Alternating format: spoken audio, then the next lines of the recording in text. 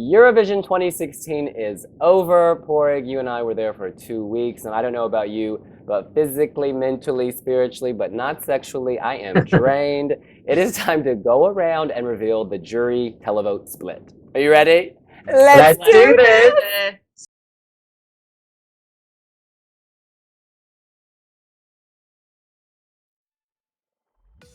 Kicking it off, we should state the obvious. Ukraine's Jamala was the most consistent across the two halves of the top songs. She finished both second with the televoters and the jury, whereas Russia, of course, first with the televote, but only fifth with the jury. Australia wins the jury in a landslide, but only comes fourth with the televote.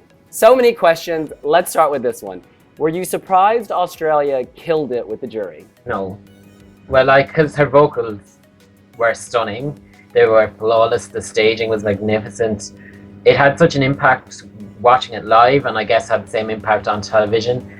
The juries are there to reward this kind of song. They're there to reward this kind of vocal, and it's a chart-friendly song. It's current.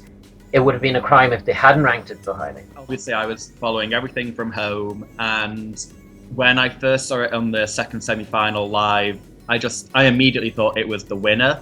I was convinced. Her vocals were just so good. It came across really well on TV, and I actually thought that at the final, she nailed all those hand movements as well, which obviously we had seen her struggle with. It definitely deserved to win the jury vote, and it is still probably my personal winner overall. It's the one that I enjoyed the most, but I wasn't surprised to see it do so well. And I also wasn't surprised to see Ukraine not just behind, but in second place. That was a pretty obvious second placer for me too. It was curious, talking about Ukraine before Eurovision, we said the song would be very divisive, and people had different theories. Would Ukraine do well with the jury because of her vote, but then really poorly with the televote because the song is so out there? That she was able to win marks from both halves is kind of amazing, because this is not a radio-friendly pop song, and yet it did well with the jury. So do you think the jury is rewarding her voice, the overall stage presentation? I guess, are they looking beyond radio hits? I think they have to be. Because, I mean, you look at the charts, and she's not really charting that well across Europe, really. She's doing well in a few places, but certainly like in the UK and places like that, it's some of the other songs that are doing well. She wasn't playlisted before the contest like Franz was in the UK. And, I think that the jury's probably rewarded the entire thing in the fact that it was a story. None of the other songs really told anything other than, this is a song, this is this is that. And she had that kind of extra depth, maybe, that they appreciated. Now, I don't want to say the song is political, because I do think it's personal and about her family history. We've been over this many times before. But I do think the ongoing political atmosphere in Europe helped her. I think that jurors are sympathetic with the situation in Ukraine. I think there are lingering memories over the illegal annexation of Crimea, or the annexation of Crimea, depending on who you are. This certainly fostered a pro-Ukraine atmosphere, their return. I don't think jurors conspired, but I think that jurors were aware of this story, and it may have influenced or encouraged them to vote Ukraine. I think, though, that there was a certain amount of anti-Russian sentiment in the jurors' points, because I think it was 21 countries didn't give Russia any jury points. And the Russian song, you might say that it's not the best, but you have to factor in the stage show, his singing, everything like that, that it's ridiculous that nearly half, well, it's over half, because once you take Russia out of the mix, of the countries didn't give him any jury points.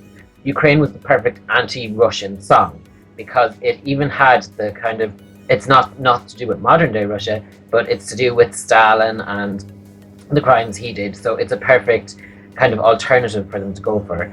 But the juries have a certain amount of criteria that they should be voting for, and Russia ticked a lot of those boxes. I mean, it's quite telling, I think, that Lithuania, 4 of the jurors ranked Russia dead last. And there's no way, under any circumstance, that Russia was the worst song in that final. Below Germany, even. But there were so many, or Georgia, or anything like that. There were so many there the jury probably should have ranked them lower, and Russia didn't deserve that.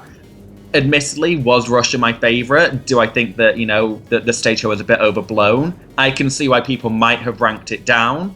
And I can completely see, like, there are some countries where it's like 11th or 12th on the jury vote. And fair enough, that might happen. But some of them, you do have to look at it and think you're doing this for a reason other than the music. Absolutely. And now the country most helped by the jury was Malta. Malta managed to come 4th with the jury while only finishing 21st with the televoters. How do you guys explain this? I don't know how to explain it on a purely logical basis. The song isn't bad, but I don't think it deserved. It was a third of the jury deserved. It was definitely top 5. 4th. Fourth. And right, it's a current pop song. It was well staged. She had a strong vocal performance. But was she better than all those other songs that were below her? I don't think so. And then I think the real disparity is between the televote and the jury vote. And a lot of the time, the jury vote reflects roughly the televote. And like, I don't know, there's no political reasons why Malta should be doing so well with the jury. So I don't know, it makes you wonder. It does, and maybe there is not political, aka nation v nation, but maybe there's a political reason, behind the scenes at Eurovision. Perhaps Maltese delegation is very good at forging relationships, or they are very likable. They're very kind delegations. So who knows? One can only speculate. It's just very curious, that gap 4 to 21. Whereas, for instance, Ukraine 2 and 2, France 3 and 9. Yeah, it's not that huge of a gap. We have to talk about Franz, Sweden. I'm sorry, you thought I said France. No, I meant Franz from Sweden. He came 9th with the jury. There was so much hype pre-Eurovision that the international juries would love this because it's so Ed Sheeran, Justin Bieber, but it doesn't seem that happened. It's not that surprising to me in the sense that he didn't even... And this is what happened with Robin Wernberg as well. He didn't win... he did win the jury vote in Melody Festivalen, but, it's kind of like... France didn't win the international jury vote there. Why would they have necessarily massively changed their tune now? I do think that, putting him below, say, Belgium is a bit weird because Belgium is very 2014, 2015 kind of sound, and this is something completely modern. It is something that is now, and it's telling that it is playlisted on Radio 1 in the UK. But then again, he only came 6th on the televote, so no matter what, I think it may have been a little bit overhyped by the Melfest machine and the fact that Sweden seemed so confident that they would win again. Yeah, it wasn't bad, and it's certainly one of the best results for a host nation in a long time, apart from Azerbaijan, but it wasn't anything great for them. And I love that you brought up Belgium because she came 6th with the juries. And the thing is, we were haters, but her stage show was fantastic. This had life. She came 6th from starting position. She had to open Eurovision, and she still managed to come 6th with the juries. I think that's really, really impressive. And it shows that the jury is paying quite a bit of attention to staging, because so often we say, oh, the jury just cares about radio hit, they care about voice. But no, they clearly do care about the stage show. Australia, Ukraine, big stage shows were awarded. Russia, that's slightly different because of the political stuff we've just talked about. But in any event, yeah, I don't think Franz had that same stage show. We talk about his simplicity being his strength, but perhaps with this year's juries, no, they wanted spectacle. And again with Malta, with the face on the floor. Yes, a face on the floor and a hand on the belly at the end, just to remind us that she was pregnant. Well done, Ira Lasko. And of course, on wiwibloggs, we have compiled a chart showing who the biggest losers were with the jury, or rather, who the jury hurt the most. And the person the jury hurt the most was Poland's Michał Spock. He was 3rd in the televote, but only 25th, yes, next to last with the jury. That's a difference of 22 ordinal rankings. Porig, how do you explain it? I can explain that easily because it's not down to politics, because Poland haven't upset anyone. It's because the song was dated, and it's that kind of song. It obviously has a mass market appeal that we saw it at the Eurovision preview concert, that everyone started singing along to the whoa parts. But as an actual entry in a song contest in 2016, it just doesn't meet the criteria that the juries are meant to be judging on. Does it deserve to be down that low? Possibly not, because there was other songs like Freddie from Hungary, Nina from Croatia that were quite dull as well. But Yeah, I think it was just because the juries had good taste. That's why he was so low. Oh snap! I think the televote could be explained partially by the Polish diaspora. We can't deny that they have a huge community all over Europe. I really liked this song, and I said, Chris, as you'll remember in our We Be Jury video, that I thought this could be a dark horse to do really well. But even putting the diaspora aside, I think non-Poles got behind this because it is a beautiful song. But perhaps when you're voting, you're not looking for a radio hit as a someone watching. You're looking for something that touches you, whereas the jury is still looking for that radio hit. I think it's quite telling in a way that there were other people behind it, though, because if it was just the Polish diaspora behind it, then Monika Kozinska would have been third or fourth or fifth last year in the televote, and she wasn't. And then I think it was like J.K. Rowling even tweeted like her husband, who has no connection with Poland, voted for it. So it appeals to like that maybe slightly older market that are watching Eurovision. Yeah. It is like a Michael Bolton song in a way. So if you're fans of that kind of music or from that era, then you are more likely to probably vote for it. Do I think it deserved to be third and beat Australia in the televote? Certainly not, but he definitely did not deserve to do that poorly with the jury, I think. And this again is coming from somebody that loved Margaret and all that whole backstory with it. And the country hurt the second most was Austria, their singer Zoe. She came 8th in the televote, but only 24th with the jury. That's a difference of 16 ordinal rankings. I can kind of see this. Like, this is a fun song, and I thought visually very appealing. So sitting at home, it stands out. Ooh, look, it's Barbie walking down. Yeah, slay. But as a juror, I could see how one might consider this cheap. I mean, I like it personally. I love cheap music, but I'm surprised that the gap is so big. I'm going to be a hypocrite and say that I like it, even though it is very dated too, just like Poland. But yeah, I think it's for the same reason that it's not a 2016 radio-friendly song. And there's other songs like Jamala, she's not radio-friendly, but there's elements that are so modern in her song, and then her voice is so powerful, and it's such a unique song that they could get behind it. Whereas Australia, like, it could have been a French entry in the 1970s once you strip out the kind of drum and bass beats behind it. It was too cutesy and dated is really the word for it. But I can see why the jury's marked so low, but I'm very surprised how Austria did so well with the televote, especially since Austria, except for Conchita, they never do well on the televote. And Switzerland, Sabalta, he was like, that's the same thing where it's like a fun, kind of happy song, and the juries hated that and the televote loved it. So I think there's probably a kind of market for that kind of like twee, kind of nicey thing, but it won't do well with the juries. So maybe that'll be a lesson learned for other countries next year. The country hurt the third most by the jury was Serbia, the singer Sanja Vucic. You guys, her voice is killer. She was vocally on point. Visually, this was very arresting.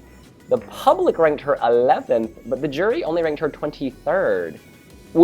And I actually thought it would have been not the opposite way, but I mean, I thought the juries would reward her because her voice is so powerful, so stunning. The song, the lyrics, I guess, if you listen to them carefully, it could be slightly awkward because singing about domestic violence in a pop song contest, maybe that doesn't always work. But 23rd out of 26 seems far too low. Yeah. Well, it can't be because the song was too dark, because they awarded a song about the forced immigration of thousands of people who came second with the jury. And her vocals were on point. The staging was dark and it matched the song. There was other songs, Ukraine again had very dark staging. They weren't penalized. I don't know whether it was just a case of it fell down beneath the cracks that in the battle between Dami Eam and Jamala, Sanja was just not in the running, and so they forgot about her, and it was just between those two divas, and she slipped through. I think that's right. That there was that whole run between Australia and Ukraine where, a lot of those songs actually the jury didn't really like, and I just wonder whether it was kind of the one before her was better vocally, the one after her had like the better stage or whatever.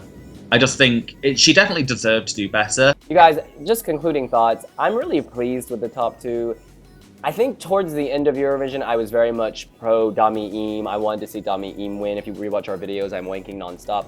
But on the night, when I was watching them all in order, Jamala really stood out because everyone else was singing manufactured pop, whereas she was singing something so personal. And some will say it's political, but it was that personal quality that made her cry. It was that personal quality that made this so arresting. Everyone was silent in the very loud press room watching this. She just managed to capture the moment better than anyone. And that's an X Factor thing, you know. You can't sit here and calculate why people responded, but there was an X Factor moment where she just made you stop. And I think that courted votes, you know, both in the jury and the televote. I will say on my end that when you're looking at the jury votes, and we've got a post up about it, there are just some very, very odd results. And I do wonder, with the fact that the juries now haven't voted, the juries have had such an influence, I just wonder whether or not the EBU are going to have to look at the juries for next year. The Armenian jury vote is very odd in my mind, and there are lots of others where they ranked songs, everybody had the same first place, and just things like that. I think that they need to reevaluate what's going to happen. Yeah, I would say Philip Kirkorov is not wrong to say reduce the jury vote to 25%.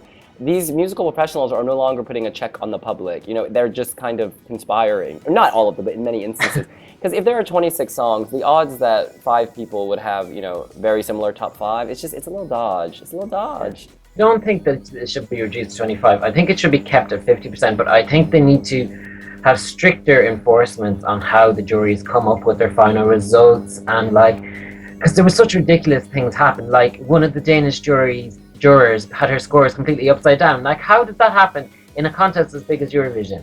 And in the end, it didn't have a huge impact on the scores, but it still meant that the UK got some points that they didn't deserve, and that Denmark's top points didn't go to Australia like they should have. And there's just little things like that. And then the UK, that it wasn't across the board, but I think every UK juror had Georgia in their top 5. And now, if that was another song, you could understand it, but Georgia is such a divisive song. Like, there must have been a bit of chatter amongst them. Yeah. And even the size of juries is 5 people representative of a whole country. There's lots of issues that need to be sorted out. Yeah, why do 5 people have the same power as millions of people? And why do these jurors know who else is on the jury? They should be watching in isolation and voting, like that Russian video that emerged. They should not be allowed to talk to each other. They should come up with these independently if they are truly independent jurors. Oh, is that what you were going to say, Chris? Yeah, I was actually going to be like... High five. Well, that's what we think. What do you think of the grand final jury televote split? You can let us know here on wiwibloggs. Make sure to hit subscribe. And make sure to like the video. See you later. Bye. Bye.